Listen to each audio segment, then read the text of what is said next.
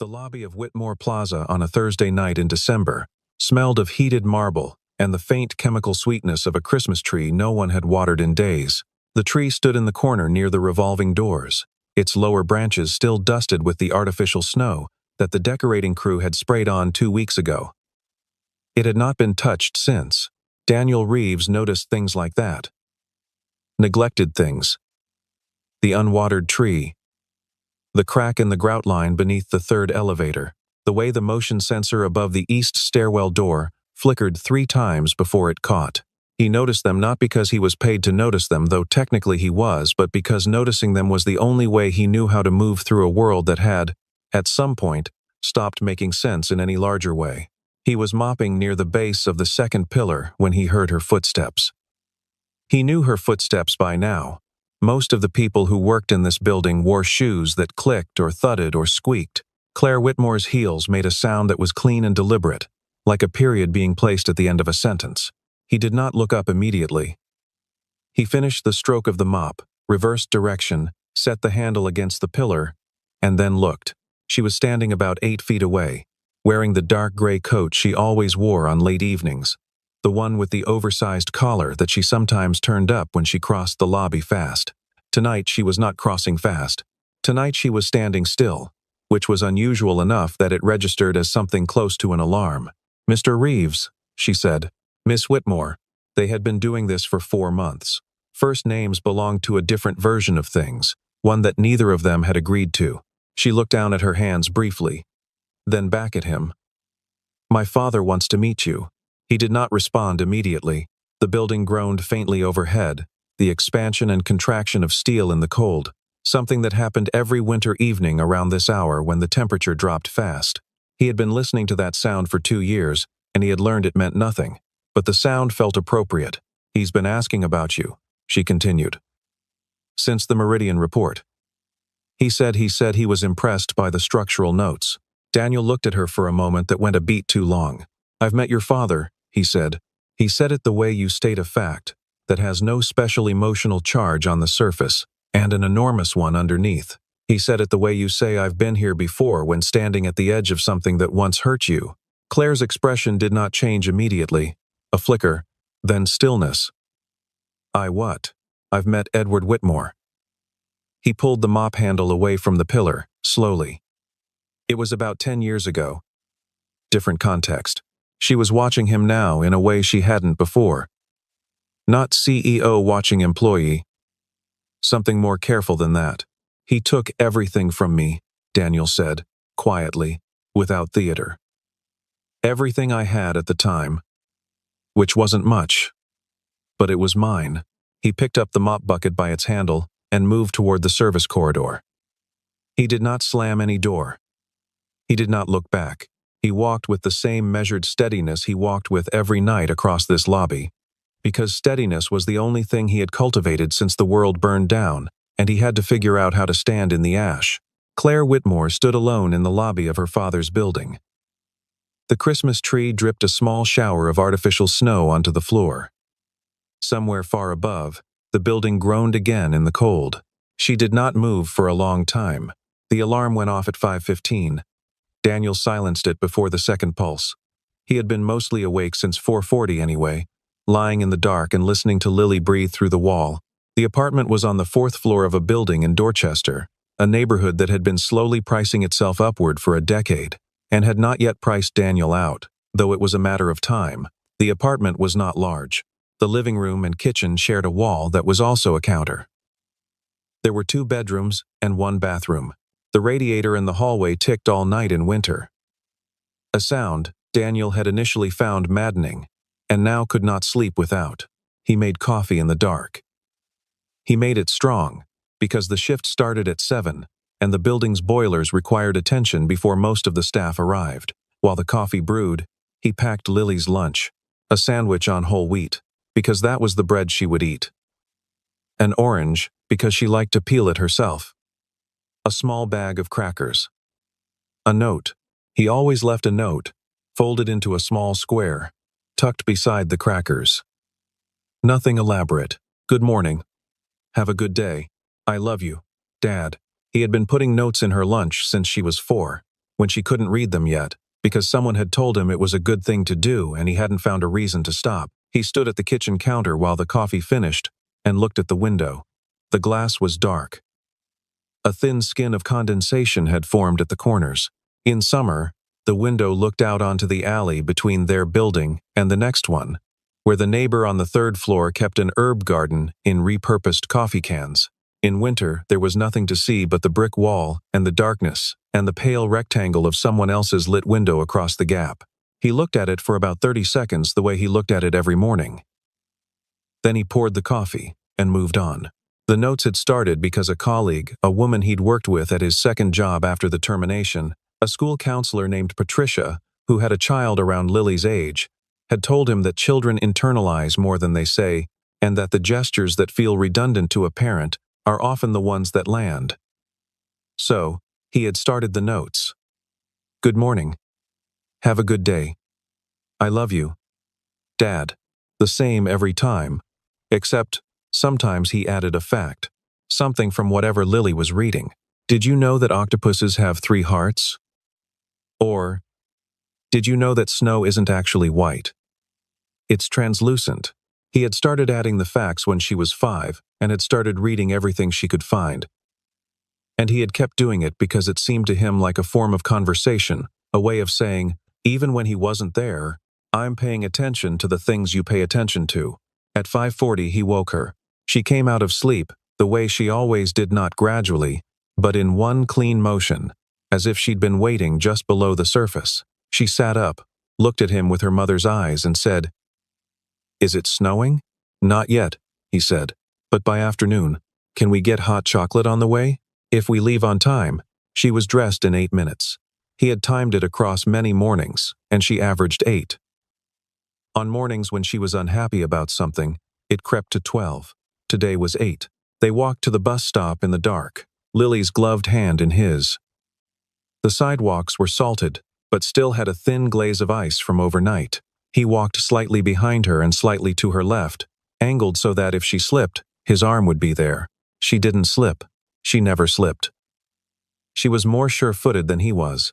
They got the hot chocolate. He paid with exact change because he had started carrying exact change again last year.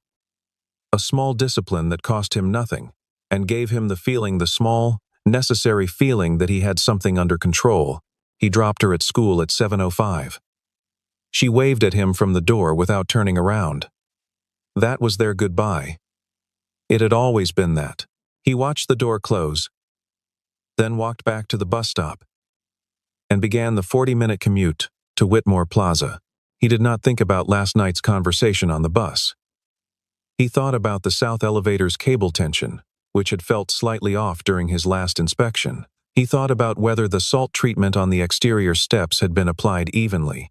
He thought about Lily's math test on Friday and whether she needed to practice the division problems again tonight. He did not think about Edward Whitmore. He had spent a significant portion of the last 10 years not thinking about Edward Whitmore. And he had become very good at it. At his locker in the service corridor, he changed into his work uniform.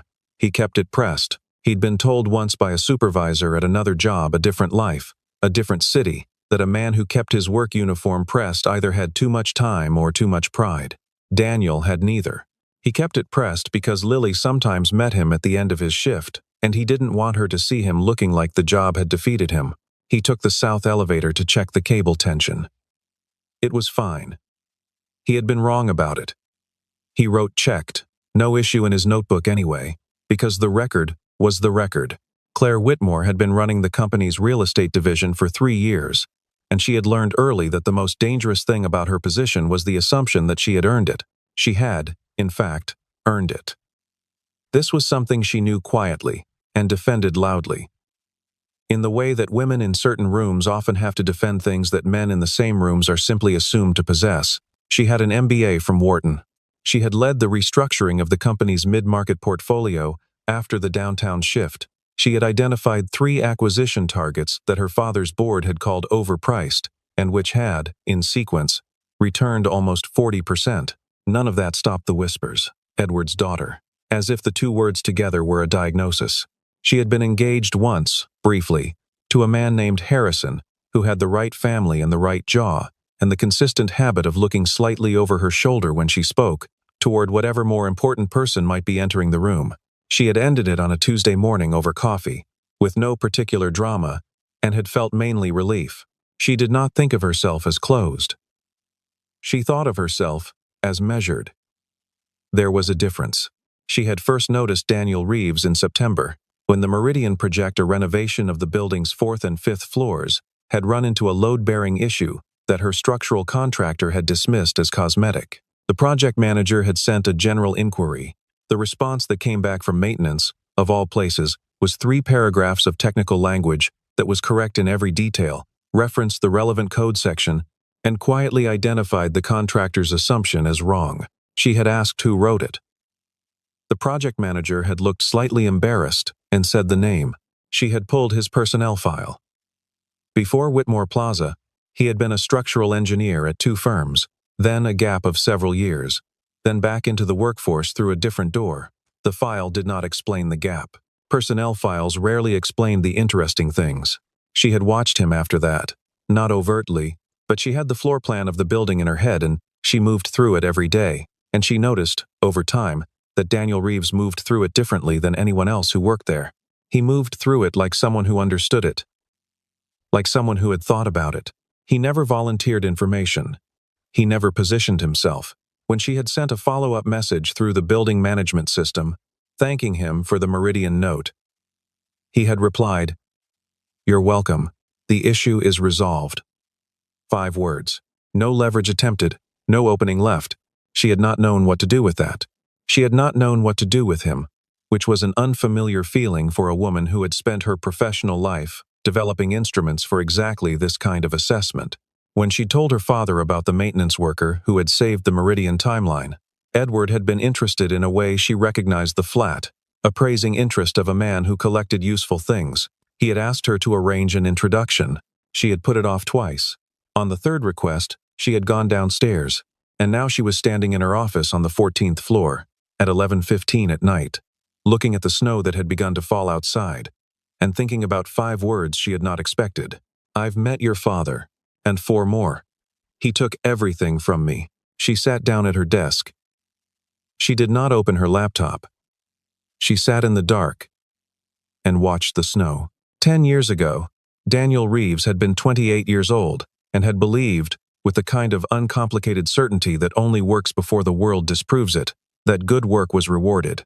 He was a junior structural engineer at Callaway and Strand, a mid-size firm that did commercial work across the Northeast.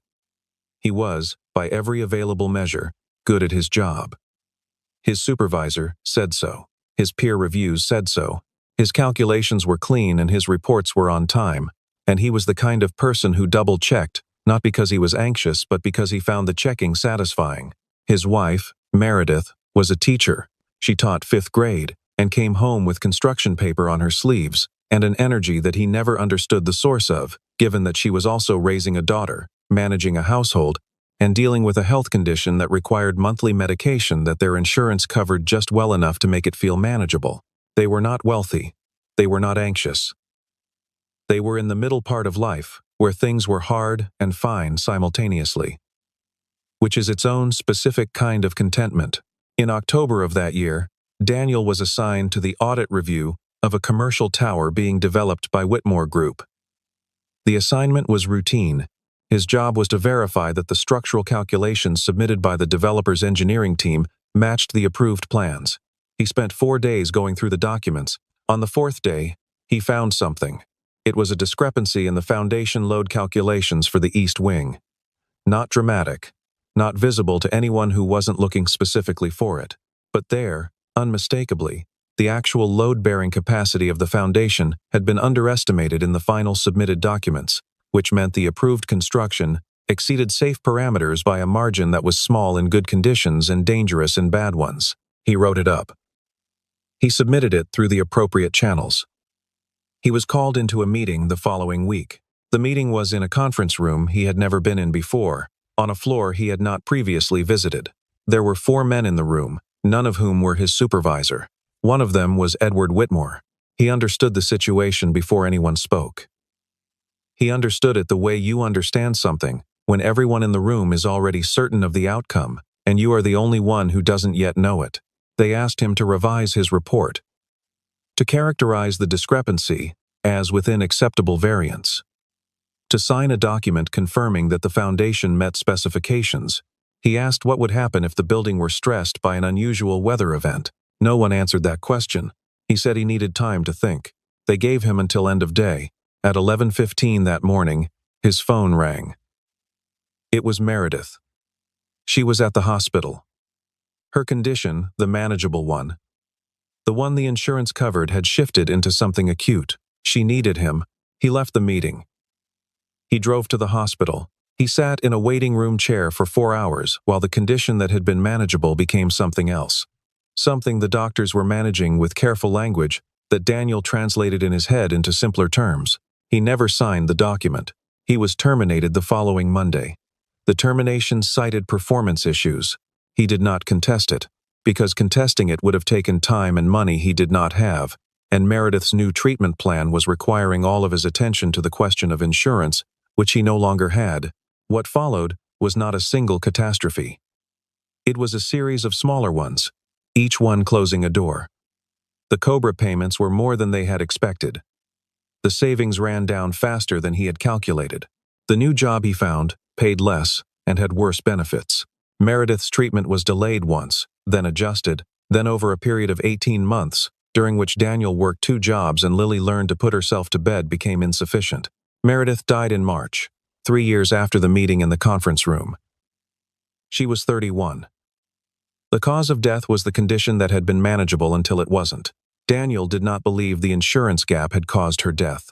He believed it had narrowed the margin. That was a distinction that mattered to him, and that he had never said out loud to anyone. He had Lily. He had the specific arithmetic of a single parent's life. He built a structure out of it, and he lived inside it. And over time, the structure became the thing itself rather than the thing he had built to survive. He had not thought of Edward Whitmore as an enemy. Enemies required a kind of ongoing engagement that he didn't have energy for. He had thought of him simply as the place where the path had forked. When he saw the job listing at Whitmore Plaza 2 years ago, he had applied with a clarity that was close to neutral. He told himself it was because the salary was adequate and the location reduced Lily's commute time. He did not examine what else it might be. There were certain thoughts he had learned to leave in the peripheral vision, where they couldn't make demands. Lily met Claire for the first time in November, on a Saturday when Daniel came in for an emergency repair, and brought Lily because the school was closed, and Mrs. Hargrove across the hall, his usual fallback, was visiting her daughter in Providence. Claire was in the building. She was almost always in the building on Saturdays. A fact Daniel had noted without particular interest. She came across them in the 4th-floor corridor, where Lily was sitting on an upturned crate reading a library book about deep-sea fish, while Daniel replaced a section of baseboard heating pipe. Lily looked up, assessed the woman in the doorway with the calm directness that was her default mode, and said, "Did you know the anglerfish uses its own body as a light source?" Claire blinked. "I did not know that. The light comes from bacteria. The fish can't even make it themselves. They have to have the bacteria, or they'd be in the dark." "That's extraordinary," Claire said. And meant it. Daniel, from the floor, said, "Lily, I'm being conversational," Lily said, with great dignity. Claire had laughed then. A real laugh, not a managed one, the kind that comes before you decide whether it's appropriate. She had looked at Daniel with something in her expression that was not pity and not condescension he had been watching for both, but something more like surprise, as if she had expected a different kind of person under the same uniform. They had spoken briefly, about the repair, about the building, about almost nothing. When Claire left, she had turned at the end of the corridor and said, "Goodbye, Lily?" And Lily had said, "Goodbye," without looking up from the fish book. After that, it happened in small increments. Claire began to stay later on the evenings Daniel was working. Not obviously.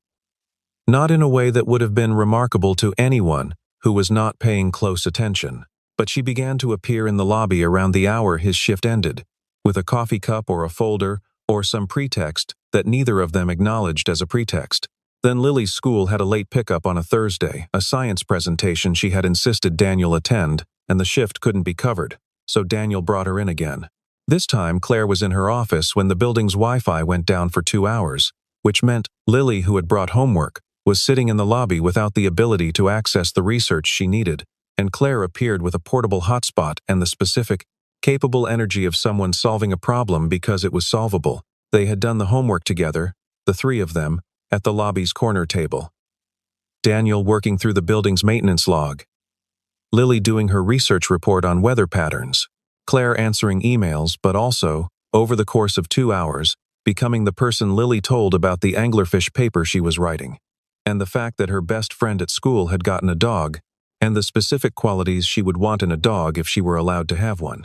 Daniel watched this from across the table and felt something he did not have an immediate name for. It was not comfortable, exactly. Comfort was a threshold he hadn't crossed in a long time. It was more like standing in a room and noticing that the temperature had changed without being able to identify when. One evening, as Daniel was zipping Lily's coat in the lobby, Lily looked at Claire and asked, with no particular preamble, "Do you like my dad?"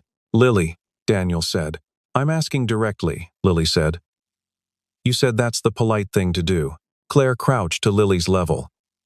She looked at Lily for a moment with the expression of someone deciding to answer a serious question seriously.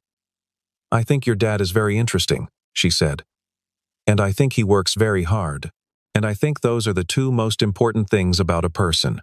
Lily considered this. "Third most important is whether they're honest," she said. "You forgot honest." "I didn't forget," Claire said. "I was getting there." Lily appeared to find this satisfactory. She went to get her book bag. Daniel finished zipping his own coat and did not look at Claire, but he didn't move away, either. He stood in the lobby while Lily retrieved her things, and he felt the temperature of the room again, and again could not locate the moment when it had shifted. He told her on a Tuesday night in December, 3 days after she had mentioned her father's invitation. He told her in the building's small staff lounge on the second floor, not because it was an ideal location, but because she had been waiting there when he came off shift, sitting at the small table with a cup of tea she had made using the loaner kettle the building staff kept on the counter, and the fact of her waiting there made it the right moment, even though no moment would have been the right moment. He sat down across from her. He placed his hands flat on the table the way he sometimes did when he was trying to keep a thing from getting larger than it needed to be. He told her everything, not with anger. He had gone through the anger a long time ago, in the way you go through weather, but with the specificity of someone who had filed the details carefully and could retrieve them in order. He told her about the meeting, the discrepancy in the foundation calculations, what they had asked him to do, what he had chosen instead. He told her about Meredith, about the insurance, about the way things had narrowed. He told her that when he saw the Whitmore Plaza job listing, he had known whose building it was. He had known before he applied. He had applied anyway, and he was not entirely sure why, and he had not come here with a plan or an intention. He had come here because the salary was what it was, and Lily needed stability, and sometimes you stand in the ash for so long that the ash becomes the terrain. He told her that he had recognized her name on the first day. He had not said anything, because there was nothing to say. She was not her father. She listened to all of it without interrupting. She held her cup of tea with both hands, and did not drink from it. When he finished, the room was quiet for a long time. "You've known," she said finally. "Since September, since the first day, and you." She stopped. Started again. The Meridian report.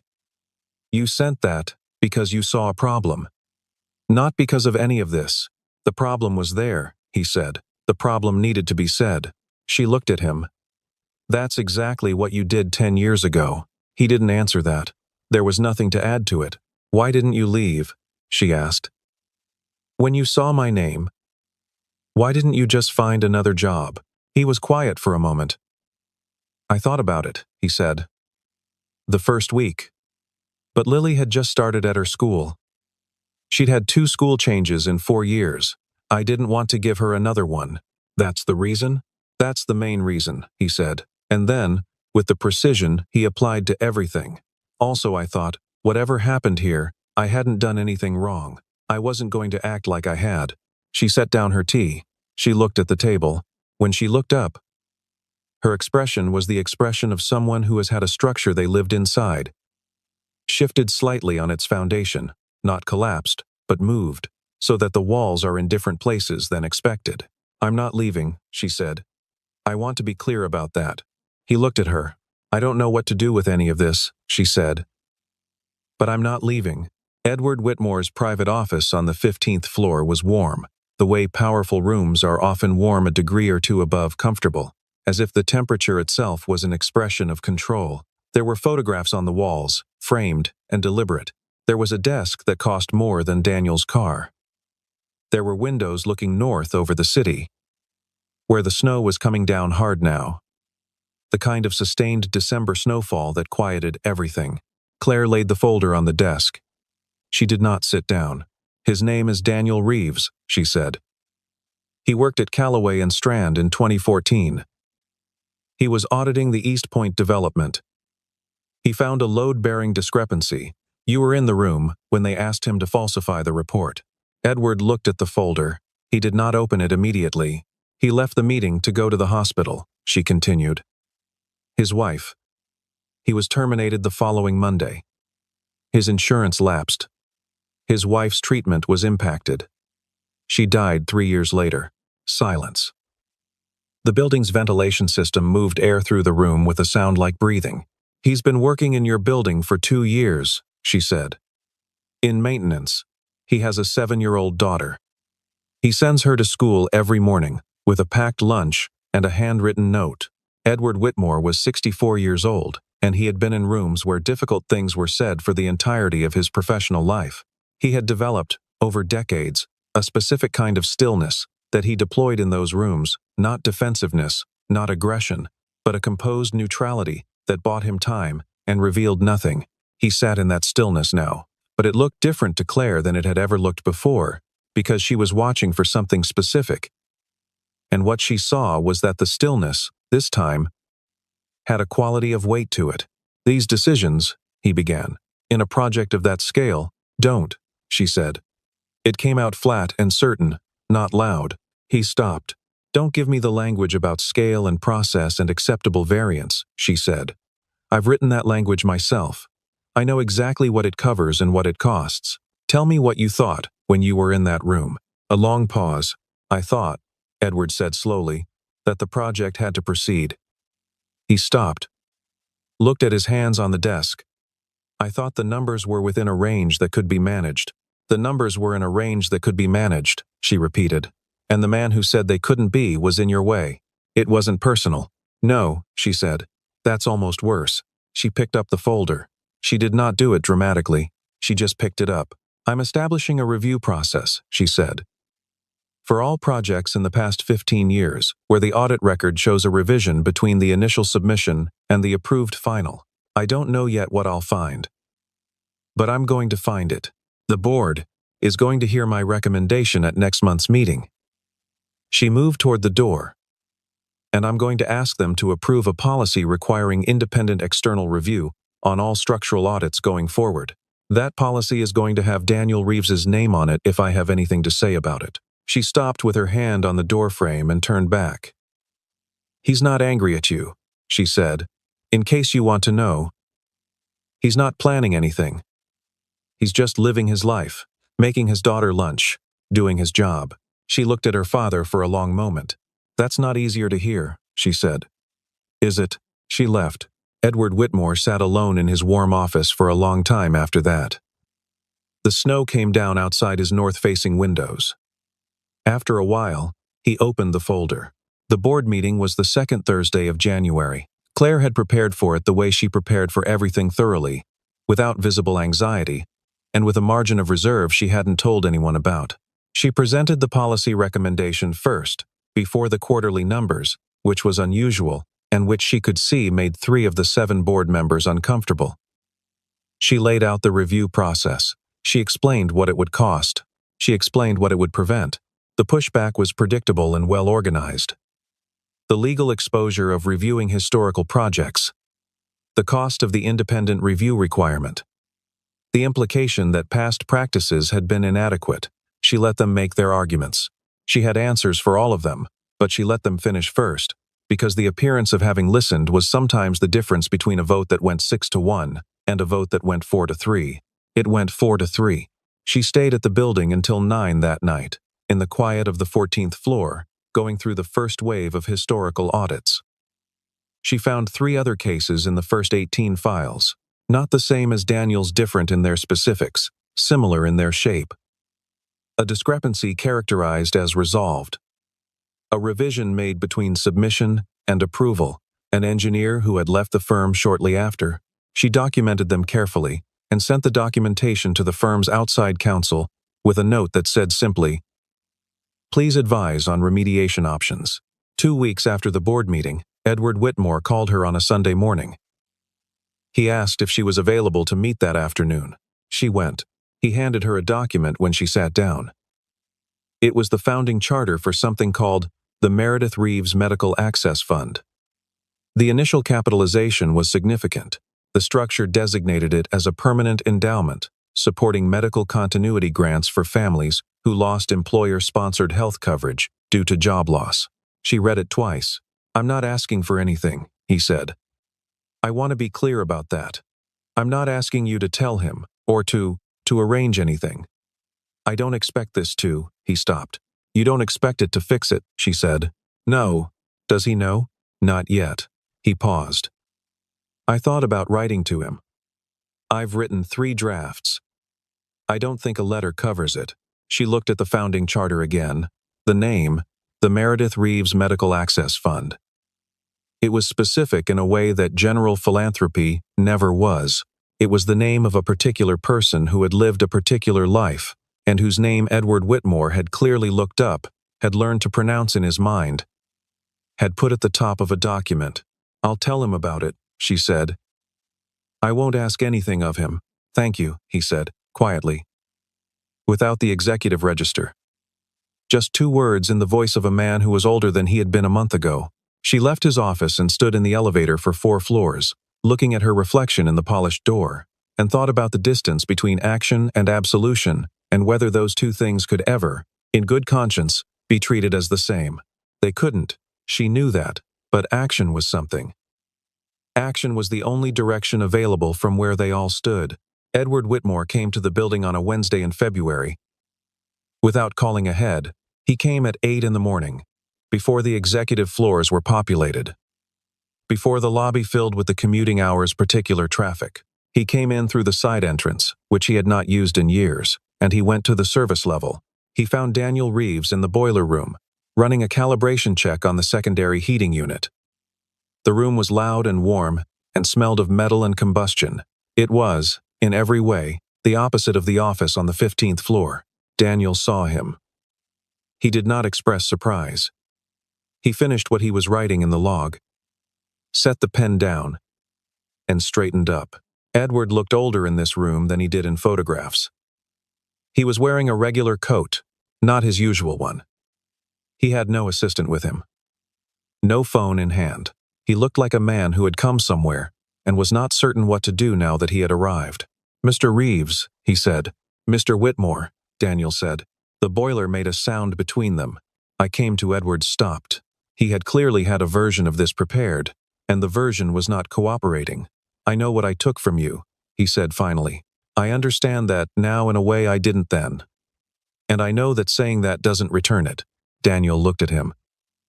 He did not lean forward or back. He stood in his work posture, which was the posture of someone who had been standing in this kind of space for a long time and had found an accommodation with it. "What do you want from me?" Daniel asked. The question was honest, not hostile, just the actual question. "Nothing," Edward said. "I'm not here to ask you for anything." "Then what are you here for?" A pause. "To say it," Edward said. "To say it to you directly. Not through anyone else." Daniel was quiet for a moment. The boiler cycled. The temperature in the room shifted slightly. "You were in that room," Daniel said. "In 2014. When they asked me to sign the document." "Yes. Did you know about the hospital? That I'd left to go to the hospital?" Edward looked at him. "Not until recently." Daniel nodded once. "Not as acceptance. Just as receipt." "What happened to the building?" Daniel asked. "The East Point development." "What happened to it?" "The East Wing was reinforced during construction. A different engineering team." The discrepancy was corrected before occupancy. Who found it? A pause. An internal review, Edward said. 6 months after the project started. Daniel absorbed that. Something moved across his face, something complicated that had no clean name. The discrepancy had been corrected. The building had been reinforced. The thing he had tried to report, that they had tried to make him unsay, had been found anyway, in the end. And Meredith was still gone. And Lily still didn't know what had happened to her mother's treatment. And Daniel had spent 2 years in this building, in this room, calibrating this boiler. I'm not going to tell you it's all right, Daniel said. It's not. I know, Edward said. And I'm not going to tell you I forgive you, because I don't know if that's true yet. And I don't say things I can't verify. I'm not asking for that, Edward said. The boiler made its sound again. The heat in the room pressed steadily outward. My daughter doesn't know the whole story, Daniel said. She knows her mother got sick. She doesn't know what came before. I'd like to keep it that way for a while longer. That seems right, Edward said. The fund, Daniel said. Claire told me about the fund. He paused. Don't name it after Meredith. Edward looked at him. She doesn't belong in your paperwork, Daniel said. It was not angry. It was simply what he meant. Find a different name for it. Make it about the thing itself, not about her. Edward nodded. Once. Slowly. That's a fair thing to ask, he said. They stood in the warm, loud room for a little longer. Then Edward put on his coat, the regular one, the one without the architecture of authority, and he left the way he had come, through the side door, into the February morning. Daniel stood for a moment in the boiler room. He looked at the secondary heating unit. He picked up the log and the pen and finished the calibration notes. The entry read, Calibration check complete. No issues. dr.com. He closed the log. The park in Jamaica Plain was not the kind of park that appeared in photographs of Boston. It was a functional park, a broad field, some trees at the edges. A paved path that got icy in winter and muddy in the thaw. On the last Saturday of February, when a warm front had brought the temperature up to 38 degrees, and the snow on the field had the compressed, graspable quality that Lily required for certain activities, she had declared that it was a kite day. Daniel had not owned a kite. He had bought one the previous evening at the hardware store, a diamond shape in red and yellow. The kind that came in a package with 50 feet of string and instructions that took 30 seconds to follow. They had been here for an hour. The kite was working. Lily had figured out the angle within the first 10 minutes, holding the string with the particular patience she brought to physical problems, releasing it incrementally, not fighting the wind. The kite went up 50 feet and held there in the cold air, a red and yellow shape against the white sky. Claire was standing beside him. She had appeared at his apartment door that morning at 9:15, which was approximately what he had expected, and she had a bag with 3 coffees, one for each of them, in whatever capacity Lily counted, and Lily counted entirely, and she had not needed to explain why she was there. They stood about a foot apart, watching Lily manage the string with the seriousness of someone managing something important. The cold was the kind that you felt in your ears and at the end of your nose. But it was not the bitter cold of January. It was the cold at the edge of something changing. How are you? She asked. I'm all right, he said. How are you actually? He looked at her. She had the collar of her coat turned up the dark gray one, and she was watching Lily with an expression that he had come to recognize as her real one, not the CEO expression, which was assembled. This one was just her face, doing what faces do when they are not performing anything. I don't know how to talk about it yet, he said. What it means. The fund. Edward coming down. All of it. You don't have to. I know. He was quiet for a moment. I've been thinking about something you said. The night in the staff lounge. You said you didn't know what to do with any of it. But you weren't leaving. I meant it. I know you meant it. He paused. I've been thinking about what it would mean to let that be real. To let it actually be something, instead of something I manage from a distance. That sounds difficult for you, she said. Not a challenge, just an observation offered without pressure. It is, he said. I built something very precise, after Meredith. Not a life with walls, a life with structure. Everything calculated. Every margin accounted for. He looked at the kite. "You're a variable I can't account for." "I know," she said. "That's not a reason." He said, "I know that. I'm not saying it as a reason." She turned to look at him then. Really look at him. The way she had started to look at him somewhere around November, when the managing had started to give way to something more direct and more costly. "I'm not in a hurry," she said. He looked at her. "I'm not saying that to be strategic," she added. "I'm saying it because it's true. I've been in a hurry my whole life. For everything. To prove, to perform, to produce." She paused. "I'm 34 years old, and I'm standing in a field watching a child fly a kite, and it's the least pressured I've felt since I can remember. So, I'm not in a hurry." He was quiet for a long time. Then he reached out and took her hand. Not urgently, not as a conclusion. Just reached out, and her hand was there. And he held it. His glove, and her glove. The cold air. The kite pulling at 50 feet of red and yellow string. Lily did not look back at them. She was managing the string, her breath visible in the air, entirely absorbed by the work of keeping the thing aloft. At the edge of the park, near the entrance path, a figure stood. He was in a regular coat, no one with him. He was far enough away that his face was not distinct, but his stillness was. He stood at the perimeter of the field, watching, not approaching, not retreating. Just there. Daniel saw him. He did not release Claire's hand. He did not change his posture. He simply acknowledged, with the small motion of a man who has decided to look at the thing rather than away from it, that Edward Whitmore was standing at the edge of the field. After a moment, Edward Whitmore made a small motion. A nod of the head. Brief. Not supplicating. Not triumphant. Just the nod of a man acknowledging that he is looking at something, and that the thing he is looking at is intact. Daniel looked away. Back at Lily. Back at the kite, in the cold white sky. He did not nod back. That was not something he was ready for, and he had always been careful about doing things before he was ready. Because the things you do before you're ready tend to come apart. But he did not look away from the field. He did not gather Lily up and leave. He stood with Claire's hand in his, and Lily's voice carrying across the snow. "It's going higher. It's actually going higher. Dad, are you watching?" And he stayed. He thought about what forgiveness actually was. He had thought about it intermittently since the boiler room meeting, without arriving at anything definitive. He did not think it was a feeling. He thought feelings were unreliable as navigation tools. They described where you were, not necessarily where you should go. He thought forgiveness might be more like a decision you made before you were certain of it, and then lived inside until the certainty arrived later, or didn't.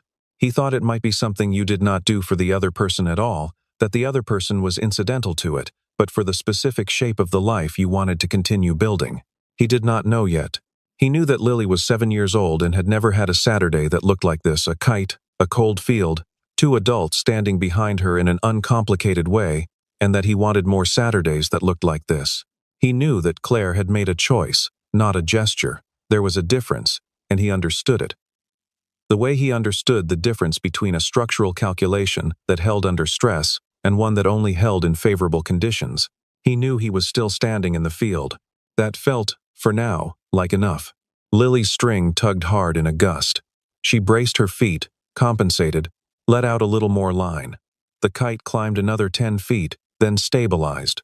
She laughed a short, delighted sound, surprised by itself, and the sound traveled across the snow toward them and past them and out to the edge of the park where the figure stood. Edward Whitmore heard it.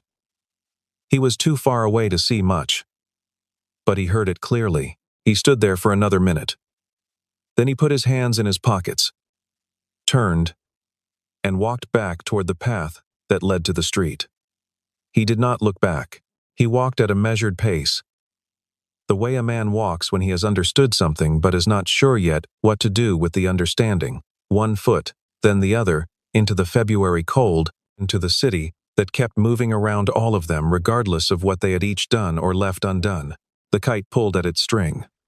The string held, 50 feet up. The cold air shaped itself around the red and yellow diamond. and carried it. And the thing that had no right to be that high stayed there anyway, in the white February sky, above the compressed and graspable snow, above the park that appeared in no photographs of Boston, above everything that had happened and everything that had not yet been decided. And it held,